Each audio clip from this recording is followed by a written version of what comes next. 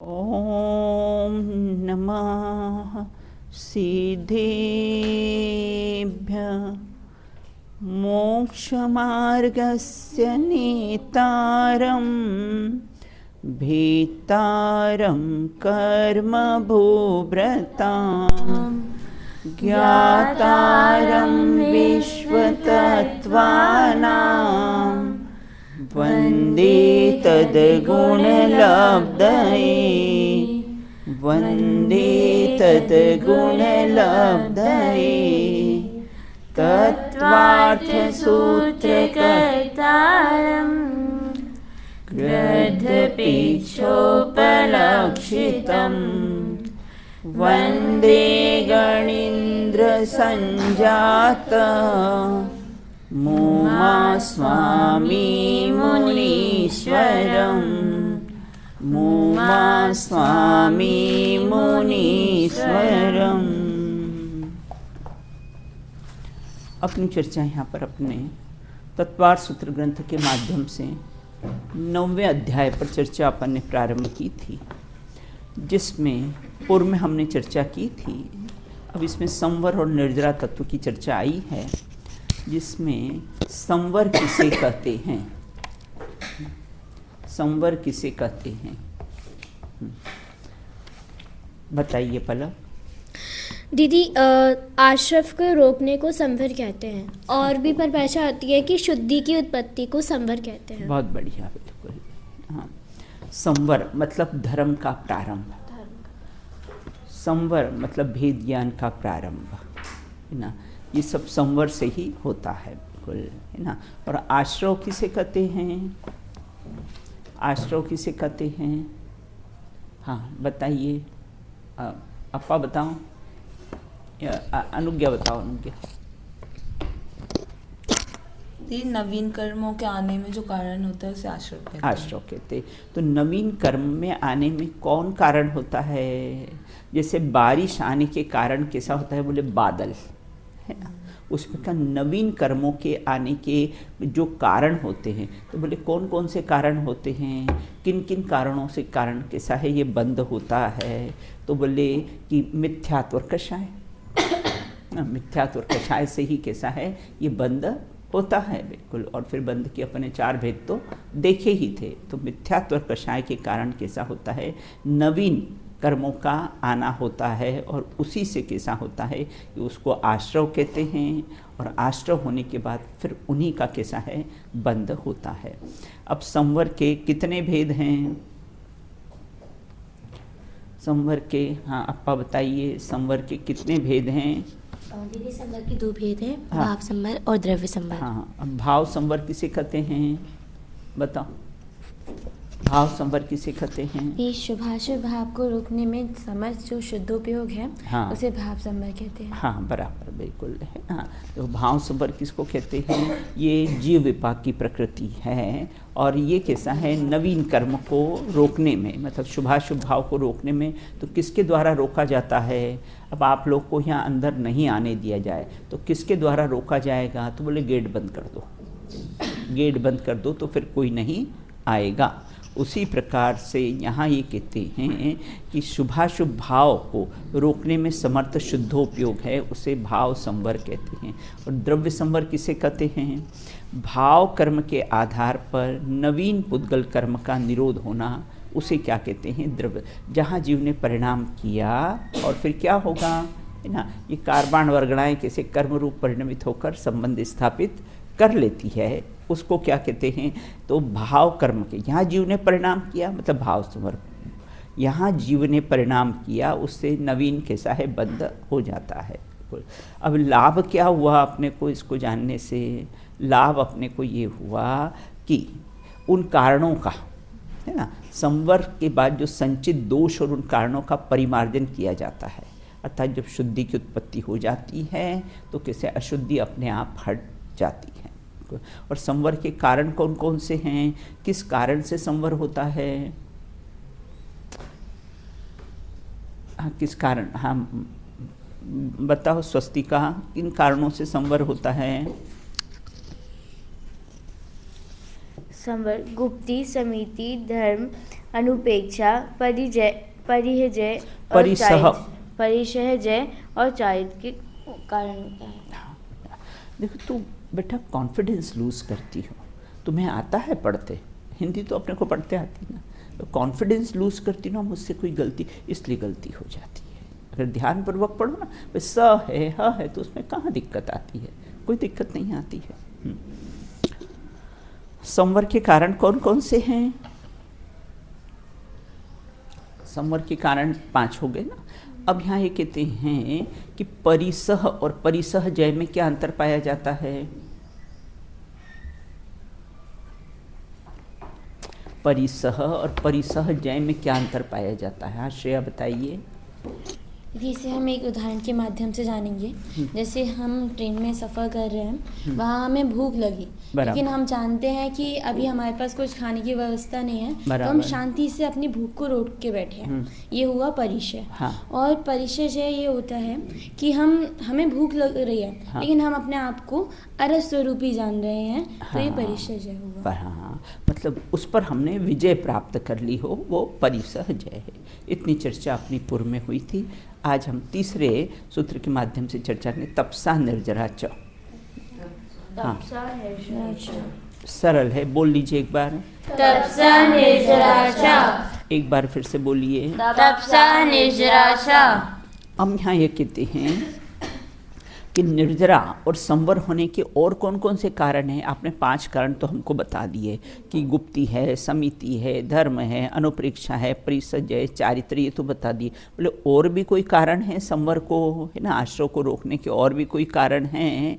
मतलब निर्जरा व संवर होने में और भी कोई कारण हैं? तो यहाँ ये सूचित किया जाता है। देखो इसमें जो च शब्द लगाया ना, तपसा निर्जरा च, तो ये च शब्द हमको ये सूचित करता है, संवर को सूचित करता है कि ये संवर के और भी कारण हैं। तो बोले कौन से कारण हैं? तपश्चरण, मतलब तप करने से भी संवर के साथ कैसी होती है? निर्जरा होती है। और इसीलिए है ना, इसमें तप के द्वारा कर्मों का एक निश्चय होता है, तो च शब्द संवर को सूचित करता है। अब कहते हैं कि तप का 10 धर्मों में अंतर्भाव होता है, उसी में संवर और निर्जरा आ जाता है। फिर आप यहाँ पर पुनः आपने तप क्यों लिया है? देखो पूर्व में भी अपने 5 कारण देखे थे ना, उसमें जो धर्म आया था, तो 10 धर्म है ना, तो 10 धर्म में भी आता है ना, संवर निर्जरा सब आ जाता है, 10 धर्मों में आ जाता है। फिर आपने इसमें तप को अलग से इंक्लूड क्यों किया गया है? यद्यपि 10 धर्मों में तप कैसा है? गर्भित तप आता है ना, तप धर्म आता है, तो तप धर्म गर्भित है, उसी तप से संवर और निर्जरा भी होती है। फिर भी तप नवीन कर्मों के संवर पूर्वक कर्म क्षय का कारण होता है, तथा तप संवर का प्रधान कारण है। यह बताने के लिए पुनः तप को कैसा है लिया है? वो तो कारण है ही, लेकिन फिर भी तप से कैसा है? तप करी जो कर्म के पावे, सो ही शिव सुख दर्शावे। तो तपस्चरण करके ही कैसा होता है? ये नवीन कर्मों में संवर पूर्वक कर्म का क्षय का कारण होता है, तथा तप और संवर का प्रधान कारण है। यह बताने के लिए यहाँ पर कैसा है? तप लिया है कि तप से भी कैसा होता है? आश्रव का निरोध होता है। अब तप करने का फल क्या है? बोले तप करने का प्रधान फल तो मेन क्या है? कर्मों का क्षय होना। तपस्या करते क्यों हैं? क्योंकि कर्म का कैसा है? नाश हो, कर्म कैसे उससे क्षय होते हैं। और गौण फल कैसा है? सांसारिक अभ्युदय की प्राप्ति है। जब हम तपस्या इत्यादि करेंगे तो बाहर सामग्री कैसी है? सब मिलेगी अपने को बिल्कुल। तो ये बाह्य कारण कैसे हैं? होते हैं। देखो सर्वार सिद्धि ग्रंथ है ना, जो इसकी टीका है तत्वार सूत्र की, बिल्कुल अंतर बाह्य संयम की उत्कृष्ट दशा तप ये। वहाँ तो ये बताया है कि अंतर और बाहर बाह्य संयम की दशा को ही कैसा है? तप कहा गया। और प्रवचन सार में तप किसको कहा है? स्वरूप कहा। स्वरूप प्रतपनश्च विजयन तपः, अर्थात समस्त रागादिक भाव और इच्छाओं का त्याग करना, स्वस्वरूप से प्रतिपन्न करना, विजय प्राप्त करना ही कैसा है? तप है। आगे अब कहते गुप्ती किसे कहते हैं? सम्यक योग निग्रहो गुप्तिः। सम्यक योग निग्रहो गुप्तिः। सम्यक योग निग्रहो गुप्तिः। सम्यक योग निग्रहो गुप्तिः। हाँ, पढ़िए एक बार। सम्यक योग निग्रहो गुप्तिः। एक बार फिर से। सम्यक योग निग्रहो गुप्तिः। हाँ, चलो पढ़ो अपा। सम्यक योग निग्रहो गुप्तिः। अब यहाँ ये कहते हैं कि सम्यक योग मतलब सम्यक प्रकार से, है ना। निग्रह, निग्रह मतलब कैसे हैं, योगों की स्वच्छंदता को रोकना, है ना। दो शब्द है ना, सम्यक योग मतलब सम्यक प्रकार से, निग्रहो, निग्रह मतलब योगों की मन वचन काय, जो योग की चंचलता को के साथ स्वच्छंदता को रोकना, उसका नाम क्या है, गुप्ति। उसका गुप्ति किसे कहते हैं, तो यह गुप्ति की बात कही है। सूत्र से अर्थ समझ में आया आपको, है ना। अब यहाँ ये कहते हैं योगों का सम्यक प्रकार से निग्रह करना, मतलब उनको रोकना, उसका नाम कैसा है, गुप्ति है। तो इस प्रकार से यहाँ ये कहते हैं, यहाँ सम्यक पद लगाना चाहिए। मतलब देखो सम्यक पूर्वक, अगर सम्यक हटा दे तो क्या दोष आ जाएगा इसमें, सम्यक शब्द हटा दिया अपन ने, है ना। और निग्रहो गुप्ति, मन वचन काय को रोकना गुप्ति है, तो क्या दोष आएगा, फिर गूंगे को भी वचन गुप्ति हो जाएगी। समझ में आया, है ना। फिर क्या होगा श्रेया, गूंगे को भी कैसा होगा, वचन गुप्ति हो जाएगी। इसलिए क्या शब्द रखा, सम्यक दर्शन पूर्वक, सम्यक तो पूर्वक ही मन वचन काय की चेष्टा को रोकना, स्वच्छंद प्रवृत्ति को रोकना, उसे कैसा है, योग कहते हैं। अब योग किसे कहते हैं, मन वचन काय के निमित्त से होने वाले आत्म प्रदेशों के परिस्पंदन को योग कहते हैं। इसके कैसे तीन भेद होते हैं, काय योग, मनोयोग और वचन योग। देखो जीव का उपयोग अगर काय योग के साथ युक्त होना, उसको काय योग कहते हैं। क्या कहा, जीव का उपयोग काय, काय मतलब शरीर, है ना, शरीर के साथ कैसा होता है, युक्त होता है, तो उसको देखो मैंने हाथ उठाया, है ना, तो ये कैसे उपयोग किसका हुआ, काय के साथ युक्त हो गया, काय के साथ जुड़ गया, तो वो क्या हुआ, काय। मैंने बहुत अच्छा प्रवचन किया, ये कैसा है, वचन योग। मतलब जीव का उपयोग कैसा है, वचन के साथ जुड़ जाना, वह कैसा है, वचन योग है ना। और मन के साथ आज तो बहुत अच्छे परिणाम हैं, आज तो बहुत अच्छे विचार आए हैं, तो वो क्या हुआ, मनोयोग हुआ। निग्रह, निग्रह मतलब योगों की स्वच्छंद प्रवृत्ति को रोकना, उसे क्या कहते हैं, निग्रह कहते हैं। मतलब है ना, चाय जैसा है ना बोलना, स्वच्छंद प्रवृत्ति, वचन से चाय जैसा बोलना, तो वो क्या हुआ, वचन की स्वच्छंद प्रवृत्ति हो, तो वो किससे रुकती है, इससे रुकती, गुप्ति से, वचन गुप्ति से रुकती है। हितमित प्रिय वचन बोलते हैं ना भाई, अपने निमित्त से किसी को भी कैसा है, कष्ट नहीं पहुँचे, कर्कश वचन नहीं अपन बोले, हितमित प्रिय वचन, मुख चंद्र ते अमृत झरे। मुनिराज कैसे होते हैं, मुख चंद्र ते अमृत झरे। बिल्कुल, गाथाएं कितनी याद हो गई, पलक, तो अभी ऊपर सुनाया, कल किसने सुनाया, बच्चों ने सुनाया था, नाइन्थ वाले सुना रहे थे। बस आप भी जाने के पहले आपको सुनाना है ना। अब कहते सूत्र में सम्यक शब्द, तो विषय सुख की अभिलाषा के लिए जाने वाली प्रवृत्ति का निषेध करने के लिए सूत्र में सम्यक शब्द दिया है। बिल्कुल, है ना। और अगर सम्यक हटा दिया तो वो मात्र गुप्ति नहीं रहेगी, है ना। सम्यक शब्द लगाया तो वो कैसी गुप्ति रहेगी, मतलब जब अपने स्वरूप में गुप्त हो जाते हैं तो वचन नहीं निकलते हैं, तो उसका नाम है वचन गुप्ति। और जब हम अपने स्वरूप में शुद्धोपयोग दशा होती है, स्वरूप में गुप्त हो जाते, तो काय की कोई चेष्टा नहीं होती है, उसका नाम कैसा है, काय गुप्ति। स्वरूप में गुप्त होने पर मन की कोई चेष्टा नहीं है, वो अहम में ही अपनापन हो जाता है, तो उसके कारण कैसा होता है, वो काय गुप्ति हुई है। तो सोते समय तो कोई चेष्टा नहीं होती, तो फिर उस समय काय गुप्ती हो जाए श्रेया, है ना। सोते समय तो हमारे शरीर की कोई चेष्टा नहीं होती ना, तो फिर वो काय गुप्ती हो गई। तो बोले वो काय गुप्ती नहीं है। वचन गुप्ती, वचन की प्रवृत्ति को मनोगुप्ती है ना, मन की, जीव का उपयोग मन के साथ संयुक्त नहीं होना, जीव का उपयोग मन के साथ संयुक्त नहीं होना, उसका नाम कैसा है, ये अपना मन गुप्ती। मन की राग द्वेष प्रवृत्ति को रोकना अर्थात संकल्प विकल्प से जीव की रक्षा करना, उसका नाम कैसा है, मनोगुप्ती है ना। तो जब आत्मस्वरूप में स्थिरता होते हैं, शुद्ध उपयोग दशा होती है, तब राग द्वेष की प्रवृत्ति स्वतः ही रुक जाती है, संकल्प विकल्प नहीं होते हैं, वो कैसी है, मनोगुप्ती कहलाती है। वचन गुप्ती, वचन की प्रवृत्ति को रोकना।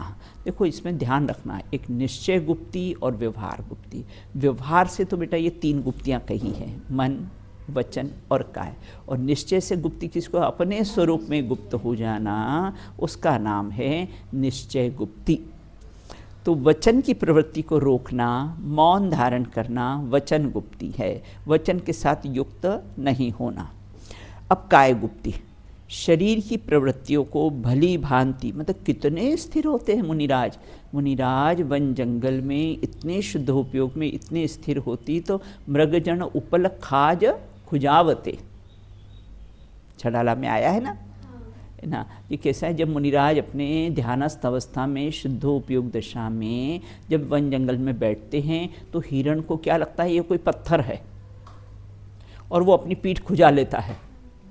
मुनिराज की पीठ से अपनी कैसी पीठ, उसको लोग पत्थर, इतनी स्थिरता बढ़ जाती है, आत्मस्वरूप में इतनी लीनता बढ़ जाती है। ये कैसा है, वो हिरण मृगजन उपल खाज खुजावते ना, मतलब उपल मतलब पत्थर, पत्थर समझकर अपनी खाज खुजा लेते हैं, बिल्कुल इतनी स्थिरता बढ़ जाती है, काय गुप्ती।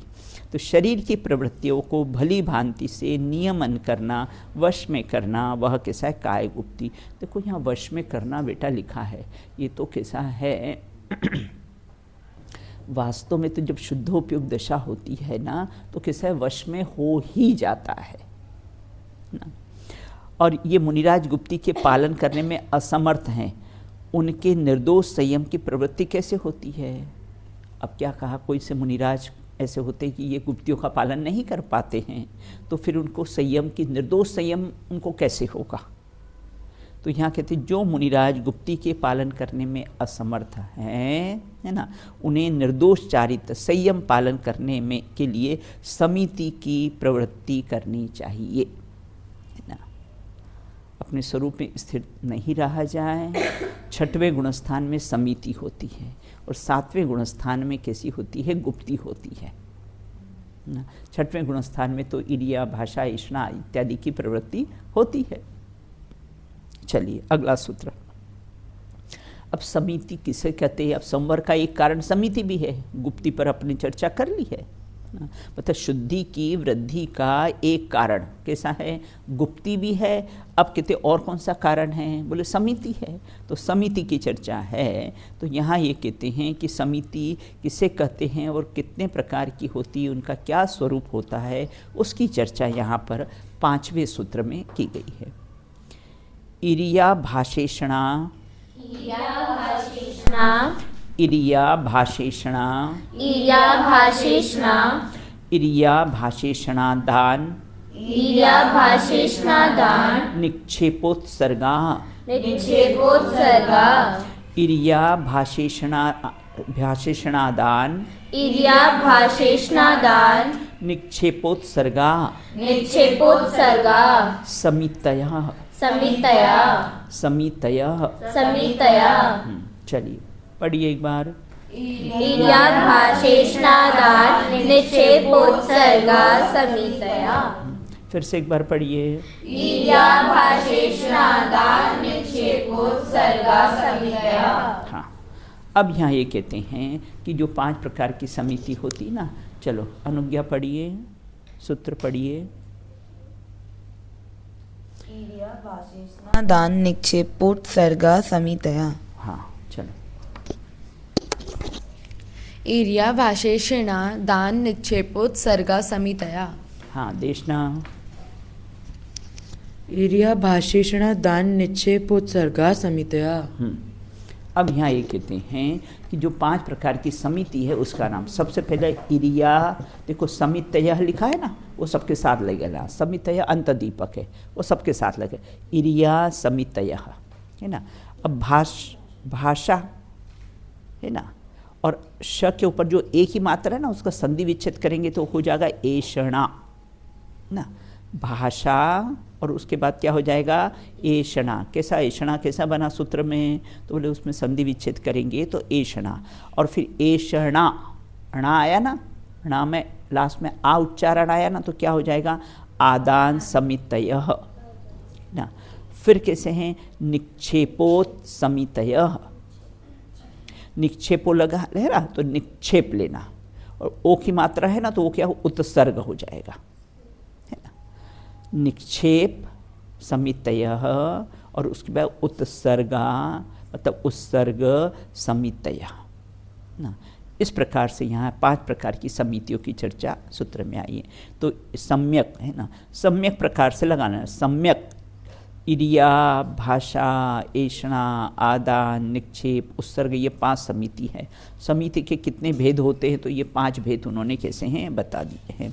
देखो समिति और गुप्ती में क्या अंतर पाया जाता है, समिति और गुप्ती में क्या अंतर पाया जाता है।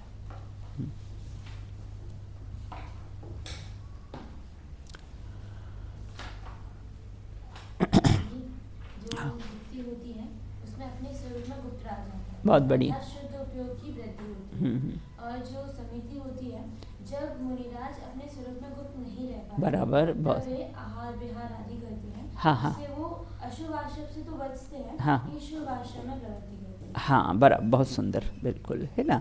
तो कैसे विकारी भावों का, है ना, विकारी भाव का यत्नाचार पूर्वक निवृत्ति का भाव, सो समिति। विकारी भावों का, देखो आपको एग्जाम्स में अंतर के क्वेश्चंस भी आ सकते हैं, है ना। तो समिति और गुप्ती में क्या अंतर पाया जाता है, तो विकारी भावों से यत्नाचार पूर्वक निवृत्ति का भाव सो तो समिति है, और विकारी भाव से रक्षा का भाव, है ना, विकारी भाव से रक्षा का भाव हो, वो कैसा है गुप्ती है।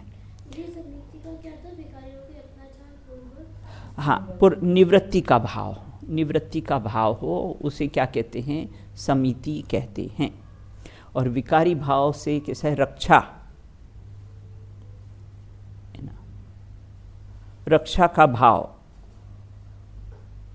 हाँ ये तो कैसे, और ये विकारी भाव से रक्षा का भाव है ना, सो कैसा है मतलब विकारी भाव से रक्षा का भाव मतलब स्वरूप गुप्त रहते हुए, है ना, स्वतः ही मन वचन काय की चेष्टा नहीं होती है, उसे गुप्ती कहते हैं। स्वरूप गुप्त रहने पर मन वचन काय की चेष्टा का नहीं होना, उसे गुप्ती कहते हैं।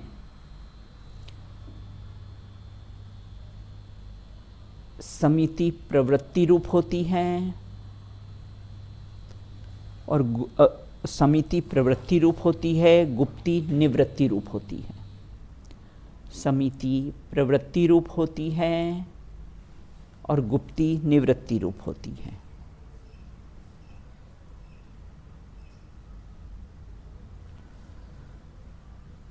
समिति में जीव रक्षा का भाव होता है,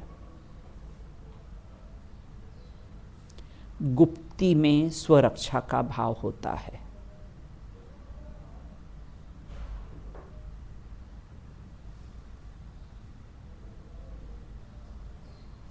समिति 6वें गुणस्थान की प्रवृत्ति है, समिति 6वें गुणस्थान की प्रवृत्ति है, और गुप्ती 7वें गुणस्थान की प्रवृत्ति है, 7वें गुणस्थान में होती है। समिति 6वें गुणस्थान की प्रवृत्ति है और गुप्ती 7वें गुणस्थान शुद्धोपयोग की प्रवृत्ति है। अब 5 प्रकार की कैसी है समिति, समिति किसे कहते? जो मुनि गुप्ती रूप से रहने में असमर्थ है ना, अपने स्वरूप में गुप्त रहने में असमर्थ है, और बाहर में फिर मुनिराज जब छठवें गुण स्थान में आते हैं तब आहार का, विहार का, उपदेश देने का आदि की क्रिया करनी पड़ती है। अतः देखो क्या लिखा है, करनी पड़ती है। मुनिराज के लिए मजबूरी है। आहार, विहार, उपदेश, ग्रंथ लिखना, ये सब मुनिराज की कैसी है? मजबूरी है। अतः प्रवृत्ति करते हुए भी जिसमें अशुभ आश्रव नहीं होता है, ऐसा उपाय बताने को क्या कहते हैं? समिति कहते हैं। अब सबसे पहले इरिया समिति, सम्यक लगा लेना उसके साथ, देखो इरिया समिति बोलना।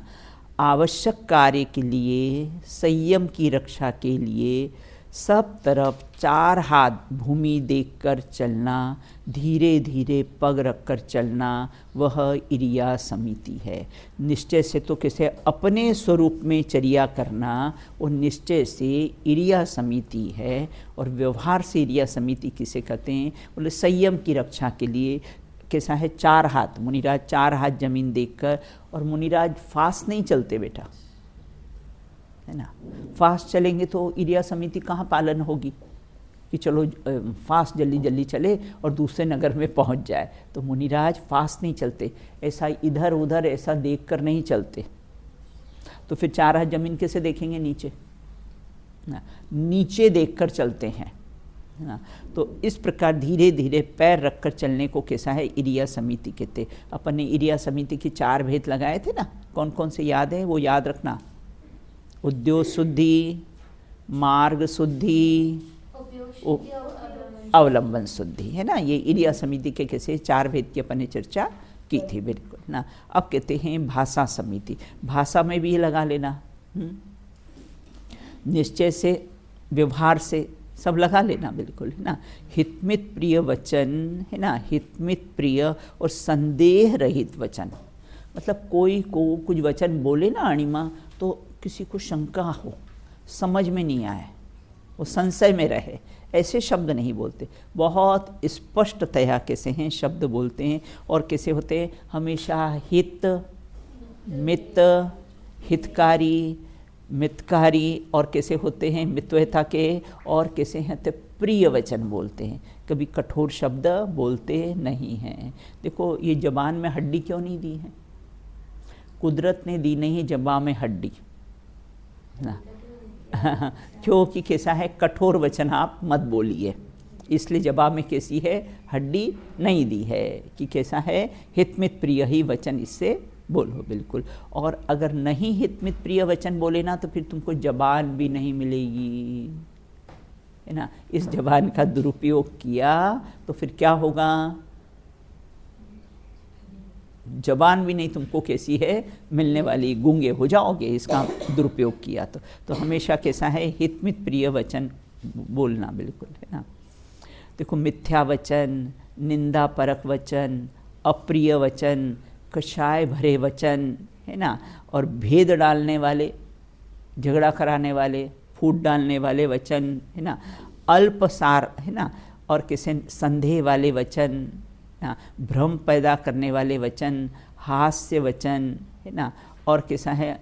अयुक्त वचन, असभ्य वचन, कठोर वचन, अधर्म वचन, परक वचन, अति प्रशंसावाचक वचन, है ना। साधु कभी नहीं बोलते हैं, इतने वचनों से वो दूर रहते हैं। और कैसे होते हैं? हितमित प्रिय वचन ही बोलते हैं, बिल्कुल। बहुत को किसी को कहा बहुत अधिक प्रशंसा करना, इस प्रकार का वचन वो बोलते नहीं हैं। अब भाषा समिति, भाषा समिति हितमित प्रिय वचन और संदेह रहित वचन बोलना भाषा समिति है, बिल्कुल। दिन में एक बार श्रावक के घर, अब ऐषणा समिति, सम्यक ऐषणा समिति, सबके साथ सम्यक लगाना, है ना।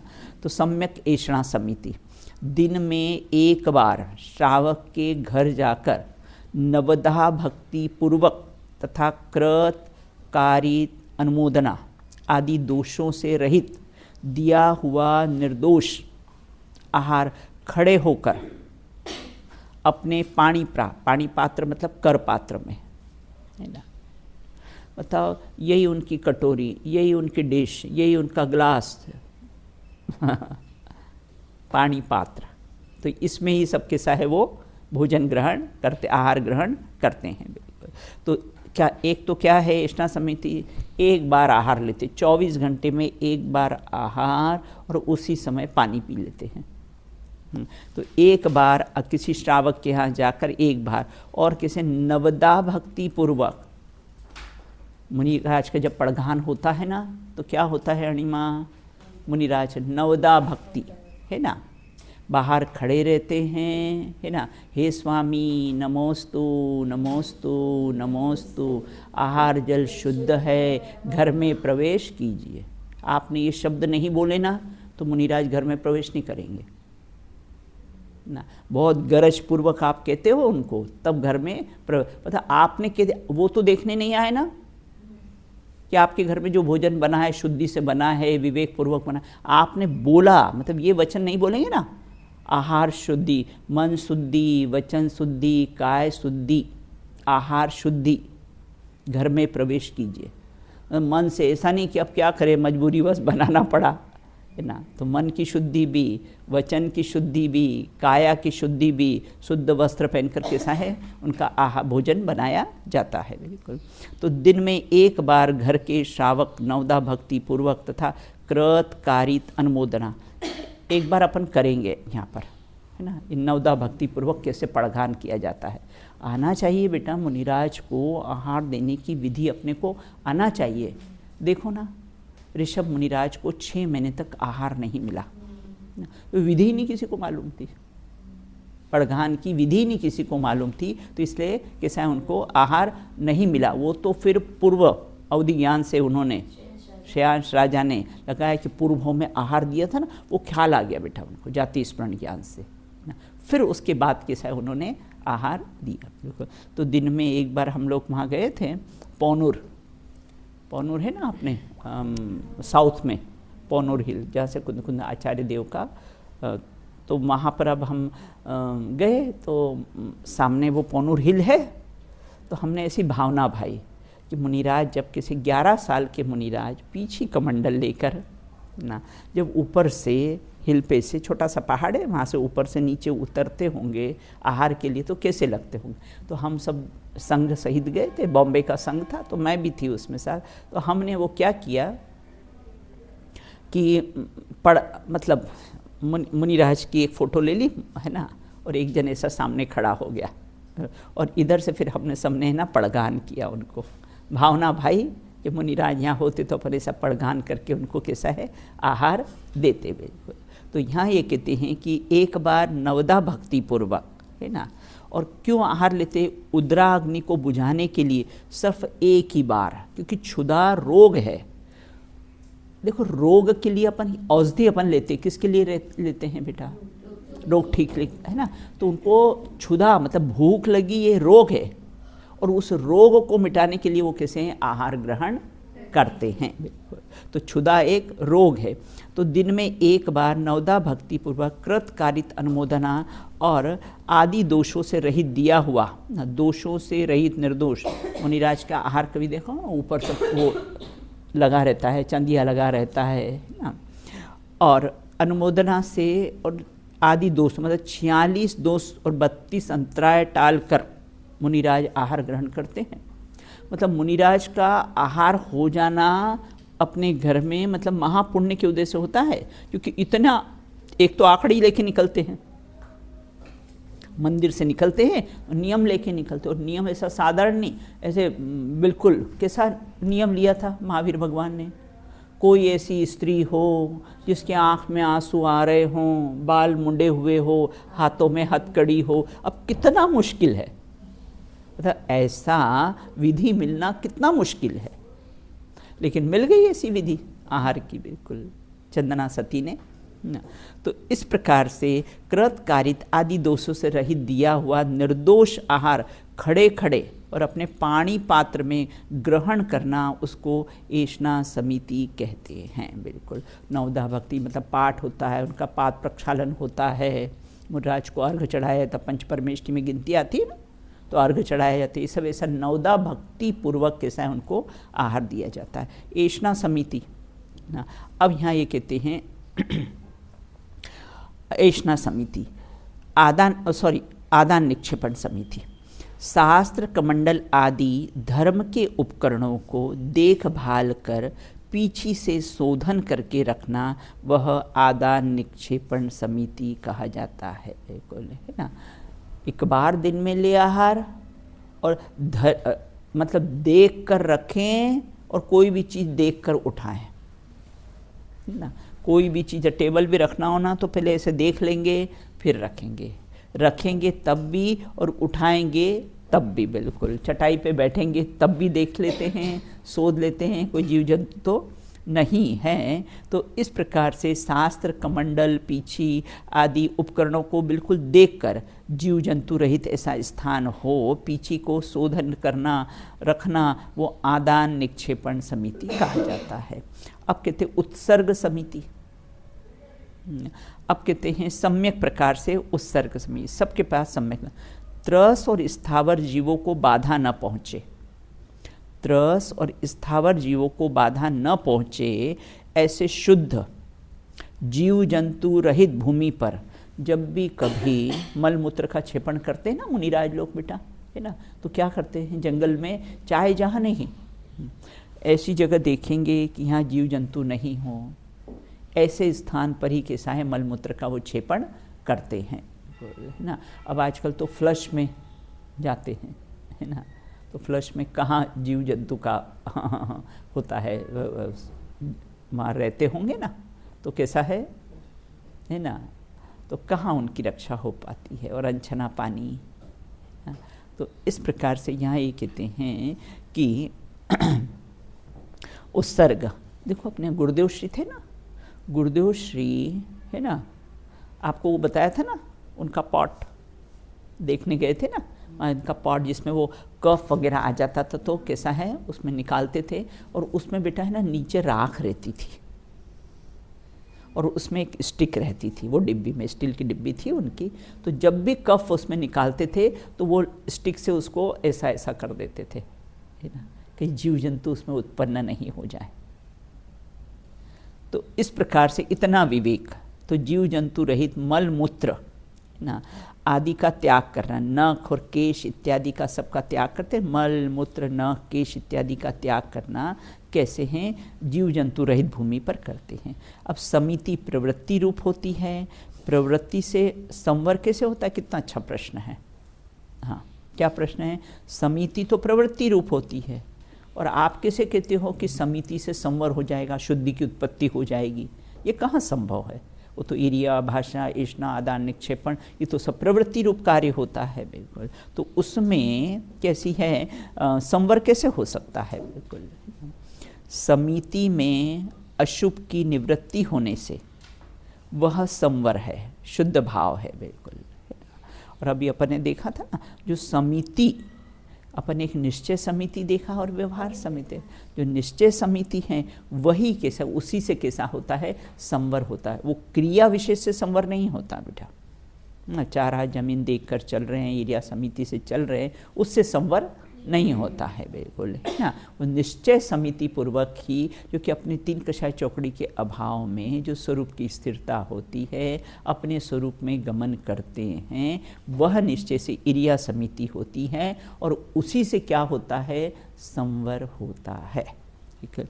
अब यहाँ कहते हैं ना, अंतर अपन ने देखा ना, समिति निवृत्ति रूप ये गुप्ती निवृत्ति रूप होती है, समिति प्रवृत्ति रूप होती है, गुप्ती में स्व में प्रवृत्ति होती है, और समिति में पर में प्रवृत्ति, 4 हाथ जमीन देखकर चलते हैं ना, ये सब अपने को कैसा है, ये सब लिख लेना आप, है ना, ये सब अंतर आप उसके पूरे अंतर लिख लेना, समिति और गुप्ती के पूरे अंतर आप लिख लेना, बिल्कुल। तो समिति में अशुभ की निवृत्ति, देखो इसमें अशुभ की निवृत्ति लिखा है आप में, वास्तव में समिति में शुभ अशुभ दोनों की निवृत्ति, समिति में शुभ अशुभ दोनों की, वहाँ कहते अशुभ की निवृत्ति होती है ना, वह संवर रूप ही होती, क्योंकि शुद्ध भाव है ना, शुद्ध भाव ही संवर है, और उससे कैसा है, शुभ अशुभ दोनों की, शुद्ध भाव से शुभ अशुभ दोनों की ही कैसी निवृत्ति होती है। सामान्यतः हम कह सकते हैं कि अशुभ की निवृत्ति होती है और शुभ में प्रवृत्ति होती है, बिल्कुल, है ना। इस प्रकार से अपन ने चर्चा की है। तो संवर के अपन ने 2 कारणों पर, ना, गुप्ती और समिति, 2 पर चर्चा की है। अब आगे अपन कहते हैं, अब वो और भी संवर के कारण कौन से हैं, बोले 10 धर्म ना, उसकी शेष चर्चा अपन बाद में करेंगे। चलिए सूत्र पढ़ लीजिए एक बार। नहीं, तीसरे से पढ़ो।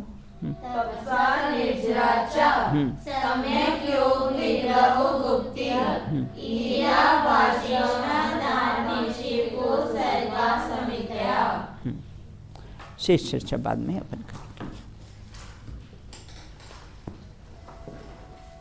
हाँ बोलो, देखो मुनिराजों को बोलो बेटा, चलो।